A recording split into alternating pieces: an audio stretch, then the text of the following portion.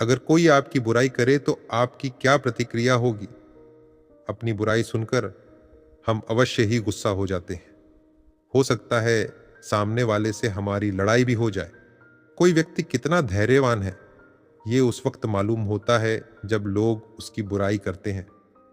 जब हमारे सामने हमारी ही बुराई होती है, उस समय हमारे धैर्य की परीक्षा होती है। आलोचना सुनकर उन बातों को सहन कर लेंगे तो कई परेशानियों से बच सकते हैं। एक समय की बात है, स्वामी विवेकानंद ट्रेन से सफर कर रहे थे। वह फर्स्ट क्लास में बैठे हुए थे। उस समय में ट्रेन के फर्स्ट क्लास में सफर करना बहुत महंगा था। सामान्य लोग उस डिब्बे बैठ नहीं पाते थे।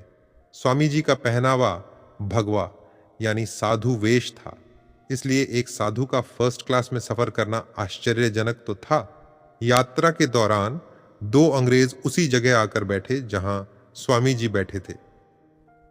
दोनों अंग्रेज ट्रेन के फर्स्ट क्लास में एक साधु को देखकर हैरान थे, लेकिन स्वामी जी कुछ बोले नहीं। उन्होंने सोचा कि साधु पढ़े लिखे नहीं होते हैं, ये हमारी भाषा अंग्रेजी नहीं जानता होगा। दोनों अंग्रेज साधु को देखकर इंग्लिश में स्वामी जी की बुराई करने लगे। दोनों बातें कर रहे थे कि साधु धरती पर बोझ की तरह है। इस साधु को देखो, दूसरों के पैसों से ट्रेन के फर्स्ट क्लास में सफर कर रहा है। बहुत समय तक दोनों अंग्रेज स्वामी जी की बुराई किए जा रहे थे। स्वामी जी अंग्रेजी समझते थे और पूरी बातें भी समझ रहे थे, लेकिन उन्होंने अंग्रेजों की आलोचनाओं पर कोई प्रतिक्रिया नहीं दी, बस चुपचाप सुनते रहे। कुछ समय बाद उस डिब्बे में टिकट चेक कर आया।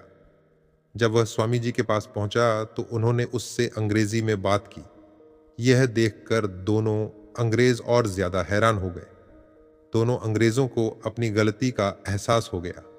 दोनों अंग्रेजों ने स्वामी जी से माफी मांगी और कहा कि आप अंग्रेजी जानते हैं और हम आपके सामने लगातार आपकी बुराई कर रहे थे, फिर भी आप चुप थे। आपने हमें जवाब क्यों नहीं दिया? स्वामी जी बोले कि आप जैसे लोगों की आलोचनात्मक बातों की वजह से ही मेरी सहन शक्ति निखरती है। मैं किसी भी स्थिति में खुद का धैर्य नहीं छोड़ सकता। आपके जो भी विचार थे वह आपने प्रकट किए और मैंने उन बातों को सहन करने का निर्णय लिया। अगर मैं गुस्सा करता तो मेरा ही नुकसान होता, आपके साथ मेरा विवाद बढ़ता, मैं अपना समय व्यर्थ करता और अपनी मानसिक शांति भी खो देता। और भी ज्यादा दिक्कतें हो सकती थीं, इसलिए मैं चुप था। इस किस्से में स्वामी जी ने हमें सीख दी है कि हमारी सहन शक्ति और धैर्य की परीक्षा उस समय होती है जब हमारे सामने कोई हमारी बुराई करता है। अगर हम उस स्थिति में शांत रहते हैं तो हम कई समस्याओं से बच सकते हैं।